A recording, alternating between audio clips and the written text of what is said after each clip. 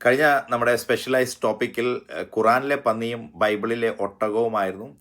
അത് ചില പ്രിയപ്പെട്ടവർ ഇപ്രകാരം പറഞ്ഞു, അതിൻ്റെ സമാപ്തിയായിട്ടുള്ള കാര്യം കൂടി ഒന്ന് അറിയിക്കണം. ഇപ്പോൾ പന്നി കഴിക്കാമോ ഒട്ടകം കഴിക്കാമോ എന്നുള്ളത് ഒന്ന് വിവരിച്ച് പറയണം എന്ന് ഓർപ്പിക്കുകയുണ്ടായി. ഇന്ന് പുതു നിയമസഭ എന്ന് പറയുമ്പോൾ ദൈവം എല്ലാം ശുദ്ധീകരിച്ച് തന്നിരിക്കുകയാണ്. സ്തോത്രത്തോടുകൂടി അതെല്ലാം നമുക്ക് ആഹരിക്കാം. അതുകൊണ്ട് പന്നിയാണെങ്കിലും ഒട്ടകമാണെങ്കിലും നമുക്ക് കഴിക്കാം. പക്ഷേ ഞാൻ ചിന്തിപ്പിക്കാൻ ഇടയായത്, പന്നിയും ഒട്ടകവും ഒരു കാലത്ത് ദൈവം നിശ്ചിതമായി കഴിക്കരുത് എന്ന് പറഞ്ഞിരുന്ന മൃഗങ്ങളായിരുന്നു എന്നുള്ളത് ഓർപ്പിക്കുകയായിരുന്നു. ഇന്നത്തെ നമ്മുടെ സ്പെഷ്യലൈസ്ഡ് ടോപ്പിക് എന്ന് പറയുന്നത് പ്രാർത്ഥന, ഒരു ദിശയിലേക്ക് നോക്കിയുള്ള പ്രാർത്ഥന. ബൈബിളിലെ ക്രൈസ്തവ പാരമ്പര്യവും ഇസ്ലാമിക ചരിത്രത്തിൽ കൂടെ ഒരു അവലോകനമാണ്. വേദപുസ്തകത്തിൽ അല്ലെങ്കിൽ ബൈബിളിൽ ഒരു സ്ഥലത്ത് മാത്രമാണ് ദിശ നോക്കിയുള്ള ആരാധന രേഖപ്പെടുത്തിയിരിക്കുന്നത്. അത് ദാനിയേലിൻ്റെ പുസ്തകം 6-ാം അധ്യായം 10-ാം വാക്യത്തിലാണ്. എന്നാൽ രേഖ എഴുതിയിരിക്കുന്നു എന്ന് ദാനിയേൽ അറിഞ്ഞപ്പോൾ അവൻ വീട്ടിൽ ചെന്ന് അവൻ്റെ മാളിക മുറിയുടെ കിളിവാതിൽ യെരൂശലേമിന് നേരെ തുറന്നിരുന്നു. താൻ മുൻപേ ചെയ്തു വന്നതുപോലെ ദിവസം 3 പ്രാവശ്യം മുട്ടുകുത്തി തൻ്റെ ദൈവത്തോട് പ്രാർത്ഥിച്ചു എന്നുള്ളതാണ്. നമ്മൾ ദൈവത്തിൻ്റെ സന്നിധി പ്രാർത്ഥിച്ച് സ്തോത്രം ചെയ്തു എന്നുള്ളതാണ് നമുക്കവിടെ വായിക്കുവാനായിട്ട് കഴിയുന്നത്.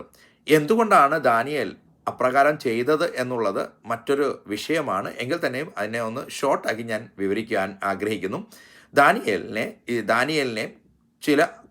ദാനിയേലിനോട് കൂടെ കുറച്ച് ആളുകളെയും ഇസ്രായേലിൽ നിന്നും ബാബിലോൺ അല്ലെങ്കിൽ ബാബേലിലേക്ക് അടിമകളാക്കി കൊണ്ടുവന്ന കൂട്ടത്തിലുള്ളതാണ് ദാനിയേലും കൂട്ടരും എന്ന് പറയുമ്പോൾ അതിൽ ഇവർ രാജ കുടുംബാംഗമായിരുന്നു എന്നുള്ളതും വളരെ പ്രശംസനീയമാണ്.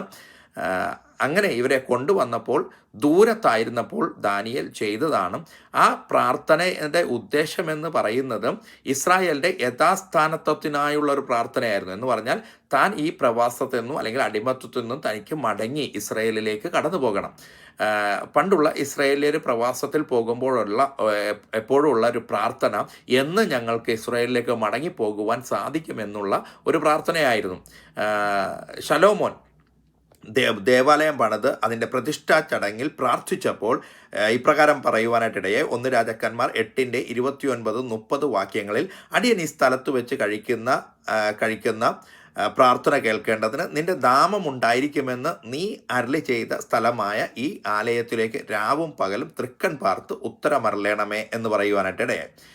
പണ്ടുള്ള കാലങ്ങളിൽ ഇസ്രായേലികൾ ദൂരയാത്ര പോകുമ്പോൾ യെരൂശലേമിന് നേരെ നോക്കി പ്രാർത്ഥിക്കാറുണ്ടായിരുന്നു എന്നുള്ളത് വാസ്തവമാണ്. വേദപണ്ഡിതന്മാർ അതിനെ ശരിവെക്കുന്നുണ്ട്.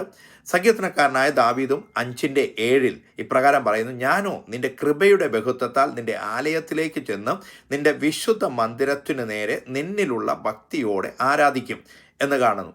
എന്നാൽ യെരൂശലേമിലാണ് ഇസ്രായേലികൾക്ക് ആകെയുള്ള ഒരു ആരാധനാലയം ഉണ്ടായിരുന്നത്. ഇപ്പോൾ ആ ആരാധനാലയം ഇല്ല എന്നുള്ളതും നാം ചിന്തിക്കേണ്ടതാണ്. ഓർത്തഡോക്സ് ക്രൈസ്തവ പാരമ്പര്യത്തിൽ കിഴക്കോട്ട് മുഖം തിരിച്ചുള്ള ഒരു പ്രാർത്ഥന അവലംബിക്കുന്നത് നമുക്ക് കാണുവാനായിട്ട് കഴിയും. അത് എന്തിനെ സൂചിപ്പിക്കുന്നു എന്ന് ചോദിച്ചാൽ, അപ്പോസ്തല പ്രവൃത്തി 1-ാം അധ്യായം 11-ാം വാക്യം ഇപ്രകാരം കാണുകയാണ്, ഗലീല പുരുഷന്മാരെ, നിങ്ങൾ ആകാശത്തിലേക്ക് നോക്കി നിൽക്കുന്നതെന്ത്? നിങ്ങളെ വിട്ട് സ്വർഗാരോഹണം ചെയ്ത കർത്താവ് അവൻ പോയതുപോലെ തന്നെ മടങ്ങി വരും എന്ന് പറയുവാനായിട്ടിടയായി. കർത്താവായ യേശുക്രിസ്തുവിൻ്റെ മരണം, അടക്കം, കർത്താവിൻ്റെ ഉയർത്തെഴുന്നേൽപ്പ്, അതിനുശേഷം 40 നാളോളം കർത്താവ് വിവിധ സ്ഥലങ്ങളിൽ വിവിധ വ്യക്തികളിൽ താൻ ജീവിച്ചിരിക്കുന്നുവെന്ന് ദൃഷ്ടാന്തങ്ങളാൽ, തന്നിലുള്ള അടയാളങ്ങളാൽ അവരെ ഓർമ്മപ്പെടുത്തുവാനും ഉറപ്പിക്കുവാനും ഇടയായി എന്നുള്ളത് നമുക്ക് വേദവചനത്തിൽ നിന്നും സുപരിചിതമായി വായിച്ചറിയുവാൻ കഴിയുന്ന ഒന്നാണ്. അപ്പോൾ അവരെല്ലാം നോക്കി നിൽക്കെയാണ് താൻ പുനരുദ്ധാനം മേഘത്തിൽ അപ്രത്യക്ഷനായി തീരുവാനായിട്ടിടയായത്.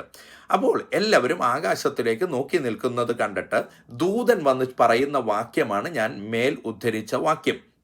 അപ്പോൾ കർത്താവിൻ്റെ ഒരു മടങ്ങിവരവ്, വീണ്ടും കർത്താവായ യേശു മടങ്ങി വരുമെന്നുള്ളത് അവിടെ പ്രതിപാദിക്കുന്നുണ്ട്. അപ്പോൾ ആ മടങ്ങിവരവിൻ്റെ പ്രത്യാശ, ഒരു സിംബോളിക് ആയിട്ടുള്ള ഒരു നോട്ടമാണ് ഓർത്തഡോക്സ് ക്രൈസ്തവ വിശ്വാസികൾ പ്രാർത്ഥിക്കുമ്പോൾ അങ്ങോട്ട് അല്ലെങ്കിൽ ആ കിഴക്കോട്ടുള്ള ദർശനത്തിൽ പ്രാർത്ഥിക്കുന്നത്. പുരാതന കത്തോലിക്ക സഭകളും പള്ളികൾ കിഴക്കോട്ട് അഭിമുഖമായിട്ടായിരുന്നു പണിതിരുന്നത് എന്നുള്ളതും നമുക്ക് ചിന്തിക്കുവാൻ കഴിയുന്നതാണ്. എന്നാൽ മുഹമ്മദ് നബിയുടെ അല്ലെങ്കിൽ പ്രവാചകനായിരിക്കുന്ന നബിയുടെ കാലഘട്ടത്തിലേക്ക് കടന്നു വന്നപ്പോൾ സഹി അൽ ബുഖാരി എന്ന് പറയുന്നത് വളരെ വിശ്വസനീയമായ ഒരു ഹദീസ് എഴുതപ്പെട്ട വ്യക്തിയാണ്. ആ ഹദീസിൽ ഇപ്രകാരം സഹി അൽ ബുഖാരി 8:41-40 വാക്യങ്ങളിൽ അൽ ബറ ഇബിൻ അസീബ് പറയുന്നു, പ്രവാചകൻ മദീനയിലെത്തിയപ്പോൾ 16-17 മാസങ്ങൾ ജെറുസലേം ദിശയിൽ പ്രാർത്ഥിച്ചു. പിന്നീട് അള്ളാഹു ഈ വാക്യം വെളിപ്പെടുത്തി കബയിലേക്ക് മുഖം തിരിക്കുവാൻ നിർദ്ദേശിച്ചു. അപ്പോൾ നബി ആയിരിക്കുന്ന പ്രവാചകൻ പോലും 16-17 മാസങ്ങൾ കബയിലേക്കല്ല യെരുശലേമിലേക്കാണ് മുഖം തിരിച്ചു പ്രാർത്ഥിക്കുവാനായിട്ടിടയായത്. അതിനുശേഷം അള്ളാഹു കബയിലേക്ക് തിരിക്കാൻ ആവശ്യപ്പെട്ടു എന്നുള്ളതാണ് കാണുവാൻ കഴിയുന്നത്. പക്ഷേ അള്ളാഹു അല്ല ആവശ്യപ്പെട്ടത് എന്നുള്ളത് സൂറ അൽ ബഖറ 2:144, ഇത് ഖുറാനിലെ വേദവാക്യമാണ്. സൂറ അൽ ബഖറ 2:144, നാം ആകാശത്തേക്ക് നിന്റെ മുഖം തിരിക്കുന്നത് കാണുന്നു, നിനക്ക് ഇഷ്ടമുള്ള ദിശയിലേക്ക് നിന്റെ മുഖം തിരിക്കുക, അതുകൊണ്ട് നീ നിന്റെ മുഖം മസ്ജിദ് അൽ ഹറാമിലേക്ക് തിരിക്കുക എന്ന് അള്ളാഹു ആയത്തിറക്കി കൊടുത്ത വചനം അവിടെ നമുക്ക് വായിക്കുവാനായിട്ട് കഴിയുന്നു. അപ്പോൾ സാധാരണ ബൈബിളിലുള്ള എല്ലാ പ്രവാചകന്മാർക്കും ദൈവമാണ് കൽപ്പന കൊടുത്ത് ദൈവം അരുളി ചെയ്യുന്നതാണ് ജനത്തോട് പ്രസ്താവിക്കുവാനായിട്ട് ഇടയാകുന്നത്. ഇവിടെ പ്രവാചകന്റെ ഇഷ്ടമായിരുന്നു കബയിലേക്ക് മുഖം തിരിക്കുക എന്നുള്ളത്. അത് കണ്ട് അള്ളാഹു പറഞ്ഞ വാക്യമാണ്, നീ ആകാശത്തിലേക്ക് നിന്റെ മുഖം തിരിക്കുന്നത് കാണുന്നു, നിനക്കിഷ്ടമുള്ള ദിശയിലേക്ക് നിന്റെ മുഖം തിരിക്കുക എന്ന് അള്ളാഹു വ്യക്തമാക്കുകയാണ്. അപ്പോൾ പ്രവാചകന്റെ ഇഷ്ടത്തിനനുസരിച്ച് ദൈവം പ്രവർത്തിക്കുന്നു എന്നുള്ളതാണ് നമുക്കവിടെ കാണുവാൻ കഴിയുന്നത്. സഹി മുസ്ലിം അതും ഒരു ഹദീസിൽ പെട്ടതാണ്. 1814 ഹദീസിൽ ഇപ്രകാരം പറയുകയാണ്, കബ മസ്ജിദിൽ സ്വബ നമസ്കാരം എന്ന് പറഞ്ഞാൽ രാവിലെയുള്ള നമസ്കാരം ചെയ്യുമ്പോൾ ഒരു സഹവി പാളയത്തിൽ വന്ന് ചെന്ന് പറഞ്ഞു, ഇന്നലെ രാത്രി കിബ്ല മാറി കബയിലേക്ക് എത്രയും പെട്ടെന്ന് എല്ലാ വിശ്വാസികളും മുഖം തിരിച്ചു എന്നുള്ളതാണ്. അപ്പോൾ ഒറ്റ രാത്രി കൊണ്ട് തങ്ങൾ ദൃഷ്ടി വെച്ച അല്ലെങ്കിൽ തങ്ങൾ ദിശ നോക്കി പ്രാർത്ഥിച്ചിരുന്നത് യെരുശലേമിൽ നിന്നും അത് മാറ്റി കബയിലേക്ക് നോക്കുവാനായിട്ട് ഇടയായി. ഇന്ന് കർത്താവായ യേശുക്രിസ്തു തന്നെ താൻ ഈ ലോകത്തിലുള്ളപ്പോൾ പറയുകയാണ്, ശമരിയ സ്ത്രീയോടുള്ള ബന്ധത്തിൽ പറയുകയാണ്, ആ മലയിലുമല്ല ഈ മലയിലുമല്ല. അപ്പോൾ ഒരു സ്ഥലം പ്രത്യേകമായി അവലംബിച്ച് തന്നിട്ടില്ല, ഒരു ദിശയിലേക്ക് നോക്കി പ്രാർത്ഥിക്കുവാൻ പറഞ്ഞിട്ടില്ല. കർത്താവിനെ ആരാധിക്കുന്നവർ ആത്മാവിലും സത്യത്തിലും ആരാധിക്കണം എന്നുള്ളതാണ് കർത്താവായ യേശു വെളിപ്പെടുത്തുന്നത്. യോഹന്നാൻ 4:24 അത് വ്യക്തമാക്കി പറയുന്നുണ്ട്. ആയതുകൊണ്ട് ഒരു സ്ഥലമോ ഒരു ദിശയോ നോക്കി പ്രാർത്ഥിക്കുന്നതും അതുപോലെ തന്നെ കബ എന്ന സ്ഥലത്തേക്ക് നോക്കി പ്രാർത്ഥിക്കുന്നതും ഒരു യെരുശലേം എന്ന സ്ഥലത്തേക്ക് നോക്കി പ്രാർത്ഥിക്കുന്നതെല്ലാം ഒരു വിഗ്രഹത്തിന് തുല്യമായുള്ള ഒരു ആരാധനയായി മാറുവാനായിട്ടിടയാകും. ആയതുകൊണ്ട് ഇന്നത്തെ കാലഘട്ടത്തിൽ ഇന്നത്തെ പുതിയ നിയമസഭയ്ക്ക് ദൈവത്തെ ആരാധിക്കുന്ന സത്യത്തിലും ആത്മാവിലുമാണ്. അതുകൊണ്ട് ദിശയോ അല്ലെങ്കിൽ ആ ഒരു സ്ഥാനമോ നോക്കിയുള്ള ആരാധന അനിവാര്യമല്ല, അത് ആവശ്യമില്ല എന്ന് തന്നെയാണ് ബൈബിൾ പ്രകാരം പറയുവാനായിട്ട് ഇടയാകുന്നത്. അടുത്തൊരു ടോപ്പിക്കുമായിട്ട് വീണ്ടും കാണുന്നതുവരെ ദൈവം നമ്മെ ഓരോരുത്തരെയും അനുഗ്രഹിക്കട്ടെ.